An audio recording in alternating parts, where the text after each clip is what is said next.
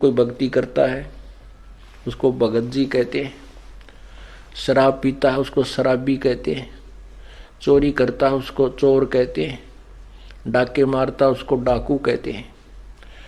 अब जैसे पहले कोई कैसी भी गलती करता था, अब भक्ति कर रहा है तो वो भगत जी हो गया। एक भक्त था हमारा सेवक, तो उसने नाम लिया और वो हमारी रिश्तेदारी में भी पड़ा है, तो वो उसने नाम ले लिया। तो उसका भाई जो है शराबी एक नंबर का, क्योंकि ये शराबी जो होते हैं ना, ये आदमी बहुत कम मिल पावे। वैसे शराब उतरे पाछे तो बहुत अच्छे बतलाते हैं, शराब पिए पाछे फिर ये किसी के काबू के नहीं होते। तो पहले गांव गांव सत्संग करने पाठ करने जाते थे। और एक और भगत था जो दिल्ली साइड का, उसने नाम लिया था। तो उसको ये बताया गया था कि आप वहां आ जाना, वहां 3 दिन सत्संग करेंगे हम गांव में। उनका एड्रेस बता दिया। तो उसमें जो जिसका हमने पाठ करना था उसका भाई का पाठ था, शराबी का। तो भाई के ने कम जाने थे, उसने ज्यादा जाने थे। वो ड्राइवर था रोडवेज का, वो हमारी रिश्तेदारी में पड़ा है, उसका भीम नाम। तो हमने उस साथ में एड्रेस ये लिख रखा था कि कृष्ण ने ना जाने तो भीम ड्राइवर पूछ लियो। बोला ठीक है। तो उसने आके पूछा, बोला भाई सत्संग है वहां जाना हमने। बस अड्डे से दूसरी तरफ उनके घर थे। तो वो एक आदमी मिल गया ना, बोला किस जगह? बोला उसने बताया कि भीम ड्राइवर अड़के जाना। बोला उनका किसा सत्संग होता? एक नंबर का शराबी है, वहां का सत्संग होता। उसको पता नहीं था, दूसरे से पूछा, उसने भी नहीं कहा। बोला वो भीम ड्राइवर शराबी गए, वो किसे सत्संग कराओ भाई? वो घर जरूर बता देंगे, आगे चला जाए इस साइड में, वहां पूछ लिए। जगह बताते चले गए, 4 मिले, 4 ये शब्द बोले कि वो किसा शराबी हो, किसके? वो तो शराबी है। तो वो पहुंच गया वहां पर, उसने सत्संग सुन भी, वो तो नाम लिए रखा था उसने। तो दूसरी बार फिर 6 महीने के बाद, 1 वर्ष के बाद फिर दोबारा सत्संग था वहीं पर। तो वही भगत फिर उसको पता लगा कि वहां सत्संग कर रहे हैं गुरुजी, क्योंकि पहले हम जिस गांव में सत्संग करते थे हमारे भगत वहीं पहुंच जाया करते थे मिलने के लिए, अपनी कोई समस्या समाधान के लिए। तो ऐसे हमने लिस्ट बना रखी होती थी, वो लिस्ट दे देते थे, भी ये कोई पूछा थे बता देना।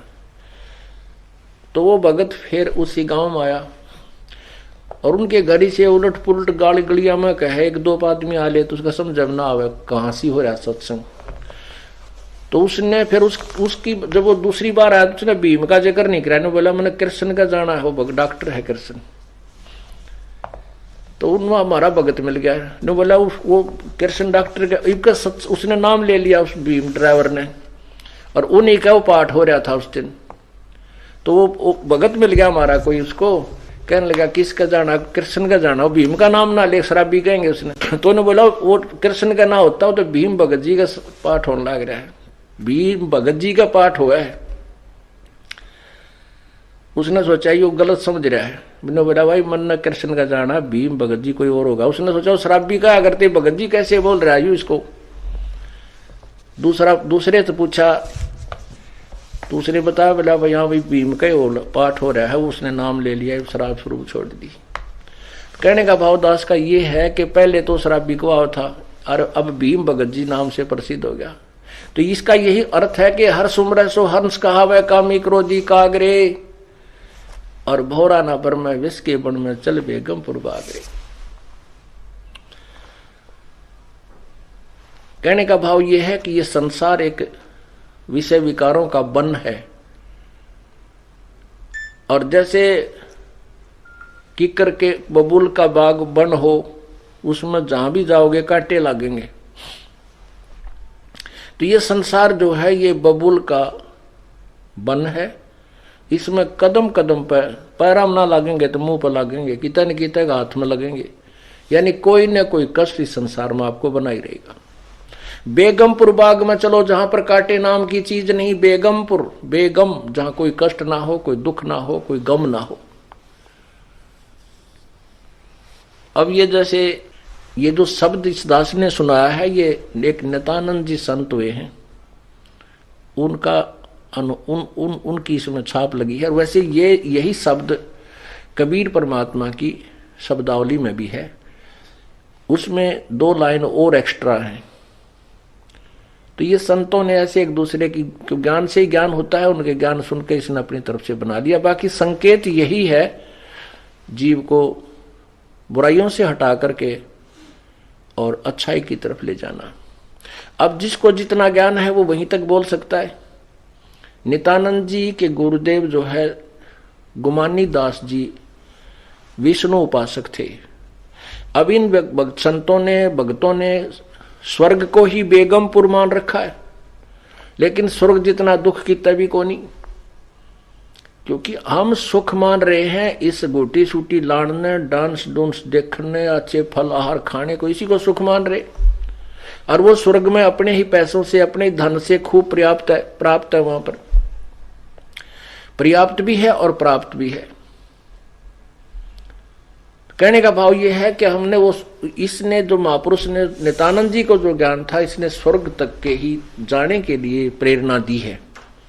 लेकिन अब हमें ज्ञान हो गया कि हमें तो सतलोक चलना है, इसलिए हमने इन्हीं प्रेरणाओं से अपने सतलोक की तरफ अग्रसर होना है, बुराइयों से बचना। कहते हैं भौरा ना भर में इस विष के बन में, विषय विकारों का जो जहर रूपी बन है, इसमें मत चल बेगमपुर बाग रे, सतलोक को चल। कबीर साहब के शब्द में, इसी शब्द में, जो कि तो पूरी पंक्तियां ये तो है ही, लेकिन लास्ट वाली नहीं, उसमें क्या है कि मान ले तू जाग भी गया, ये जागना नहीं है कि सुबह उठा और होका भर के पीन लग गया, गुड़ गुड़ करने लग गया। कहते उठ सवेरा भरा तमाखू के जाग गया निर्भाग रे, राम सुमरा ना कोई सुख शुक्रम की ना फूटे तेरे भाग रे। अब सुता उठते हो कब्र का बैठ गया, पता के जाग गया तू, इस तरह पड़ा रहे तो ठीक सही, एक पाप और शुरू कर दिया। उक्के में कितना पाप है, 100 नारी जारी करे सुरापान 100 बार, एक चलम हुक्का भरे वो डूबे काली धार। एक हुक्का का मीन तम्बाकू से है, तम्बाकू चाहे सिगरेट में पीवो, चाहे बीड़ी में, चाहे हुक्के में, चाहे सूंघ लो या खावे, सारा ही दोष है। एक भक्त दुकान कर रखी थी एक ने, और वो एक भक्त जो है सिगरेट पीता जा, बूढ़ा आदमी, नाम लिया था उसने, 1 से 1 वर्ष हो गया था। और दूसरे भगत का लड़का बोला ताऊ तू सिगरेट पीवे, गुरुजी ने मना कर रखा, भाई तेरा तो नाम टूट गया। ने बोला ना बेटा, नो के नाम टूटा है। बोला गुरुजी ने ओका पीन तो मना कर रखा, सिगरेट थोड़े नटे थे। तो जिसने बकवाद करनी है, जिसने मर्यादा नहीं निभानी है, वो अपने कोई सिस्टम तैयार रखे। तो लड़के ने बल्कि उसको कहा ताऊ तुम तो नाश कर लिया अपनी भक्ति का, तम्बाकू तो है ही, चाहे सिगरेट में पी ले, जहर न चाहे गिलास में पी ले, चाहे किसी कटोरी में गाली के पी ले, तो जहर है। तो क्या बताते हैं, कहते हैं पर द्वारा स्त्री का खुल है, 70 जन्म अंधा हो डोल है, सुरापान मदमासा हारी, गमन करें भोगे पर नारी, वो 70 जन्म कटेंगे शीशम, साक्षी साहिब है जगदीशम। जैसे किसी पर स्त्री गमन करने वाले को कितना दोष होता है, कहते हैं 70 जन्म अंधा हो डोले। फिर सुरापान मदमासा हारी, दारू पीवे, मांस आहार करे और पर स्त्री गमन करे, उसके साथ क्या होगा, सुरापान मदमासा हारी, गमन करे भोग पर नारी, 70 जन्म कटेंगे शीशम, साक्षी साहिब है जगदीशम। कहते हैं उसके 70 जन्म तक बुरी तरह दुर्गति से मृत्यु होगी, कभी मुर्गा बनेगा, कभी बकरा बनकर उसके शीश कटेंगे, यानी दुर्गति से बहुत बुरा हाल होगा। अब उन सबको मिलाकर 100 नारी जारी करे, ओए होए, और 101, फिर कहते हैं मदरा पीवे कड़वा पानी, और 70 जन्म कुत्ते के जानी। ओए होए, शराब पीने वाले के 70 जन्म कुत्ते के होंगे कंटिन्यूस। आगे गधे वाली नंबर जब बाद में होगा, पहले कंटिन्यूस 70 जन्म कुत्ते के होंगे। और कुत्ते का जन्म तो एक का बतीरा। अब तो दारू पी का बकवाद करें, और फिर कुत्ता गंदे नाले का पानी पीता है।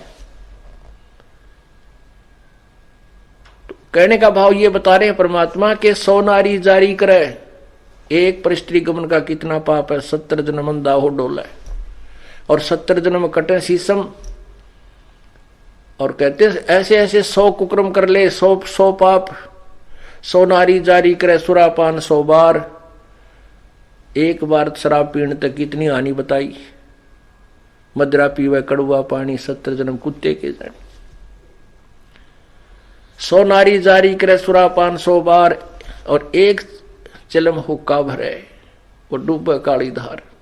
उनसे भी अधिक कितना पाप है। कहते एक हुक्का भर के देने वाले को, पीने वाले का तो बेड़ा गर्क होएगा, जो भर के दे उसमें सहयोग देता है उसको भी इतने पाप लगेंगे। वो भी डूबे काली धार अर्थात घोर नरक में डाला जाएगा।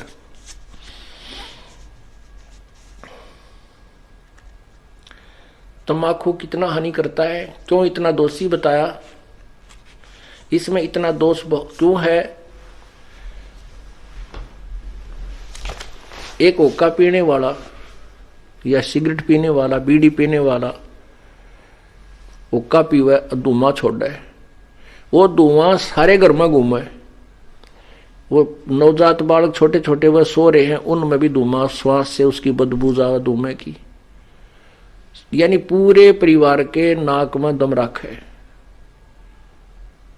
और फिर वातावरण दूषित करे। ओके की धुआं का जब छोड़ते हैं उसमें ना जाने कितने इस वायुमंडल में छोटे छोटे जीवाणु होते हैं, वो अंधे होकर नीचे गिरते हैं धुएं के इस अफेक्ट तक, और पैरों तला करके मरते हैं। वो एक घूंट मारने से उसको कितनी जीव हिंसा कर दी, यानी कितना धुएं से कितना हानि कर दी। वो पाप उस तंबाकू प्रयोग करने वाले के बैड अकाउंट में जाते हैं। और फिर हमारे परमात्मा ने ये मनुष्य शरीर दिया है परमात्मा पाने के लिए। इसमें ये ईड़ा, ये पिंगला, ईड़ा और पिंगला ये 2 नाड़ी बताई जाती हैं अंदर शरीर में। और इनके बीच में मध्य में जाकर के एक सुषुम्ना नाड़ी है, जिसकी सुई की नोक टेक है, ऐसा सुराख है, जो भक्ति के प्रभाव से ये अपने आप लेडर की तरह हवा भर के वो खुल जाता है। और फिर उसमें से आत्मा अंदर जाकर के फिर नीचे मूल कमल से प्रारंभ होती है। अब क्या होता है कि उसमें वो तंबाकू का जो पीते हैं तंबाकू, और नाका में छोड़ दिया करें, गोटा मारेंगे नो छोड़ दिया करें, तो वो धुआं जो है उस सुराख को पालिश कर देता है। परमात्मा के पाने वाले उस मेन गेट को बंद कर देता है। तो इससे बड़ा शत्रु हमारा और क्या हो सकता है। फिर इस जीवन का के फूकेंगे तो ऐसा गधे का ऐसा कुत्ते का, जब भगवान नहीं मिला इसमें, वो रास्ता बंद कर दिया। दास ने ये सत्संग किया और वो पुण्यात्मा जो बूढ़ा मैं बताऊं था कि भाई बुढ़ापे में सारी उम्र तक खो दी और 65 साल की उम्र हो दी थी, ये सत्संग सुन रहा था ऊपर बैठ कर दूसरे बेटे की छत पर। आगे पाखंडी है, मेरा छोरा भुका लिया, मन मनो का था मेरे से गंदे गंदे विचार आवे थे आप आए जब आपके। तो उसने पहले हम 3 दिन सत्संग करते थे, 2 रात को, अगले दिन सुबह कर करके फिर भोग लगा के हम प्रस्थान करते थे। तो पहले दिन तो उसने सुना बूढ़े ने सत्संग, और दूसरे दिन तो वो सत्संग, जब अगले दिन भी उसने सत्संग सुना, भोग लगना था अगले दिन तो बूढ़ा यानी शाम के समय जब सत्संग खत्म हो लिया वो आ गया।